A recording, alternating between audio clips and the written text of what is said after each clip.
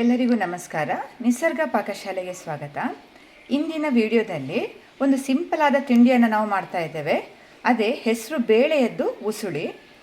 ನಾನಿಲ್ಲಿ ಒಂದು ಕಪ್ ಹೆಸರು ಬೇಳೆಯನ್ನು ತಗೊಂಡಿದ್ದೇನೆ.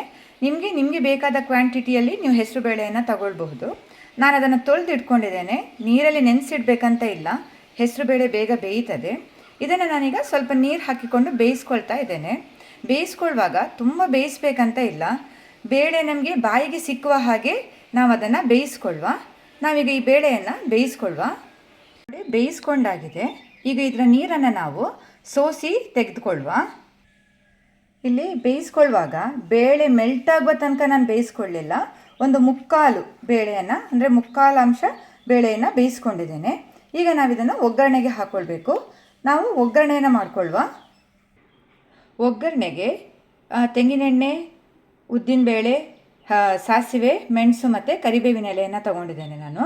ಹಾಗೆ ಅದರೊಟ್ಟಿಗೆ ಸ್ವಲ್ಪ ಕಾಯಿ ತುರಿ ಮತ್ತು ಸ್ವಲ್ಪ ಹಸಿಮೆಣಸನ್ನು ತಗೊಂಡಿದ್ದೇನೆ. ಈಗ ನಾವು ಒಗ್ಗರಣೆಯನ್ನು ಸಿಡಿಸ್ಕೊಳ್ಳುವ. ಇದಕ್ಕೆ ಹಸಿಮೆಣಸು ಮತ್ತು ಕಾಯಿ ತುರಿಯನ್ನು ಸೇರಿಸ್ಕೊಳ್ತಾ ಇದ್ದೇನೆ.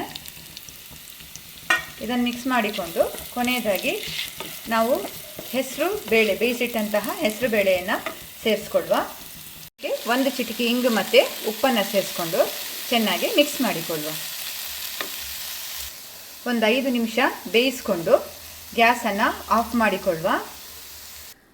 ನೋಡಿ, ರುಚಿಯಾದಂತಹ ಹೆಸರುಬೇಳೆ ಉಸುಳಿ ಈಗ ರೆಡಿಯಾಗಿದೆ.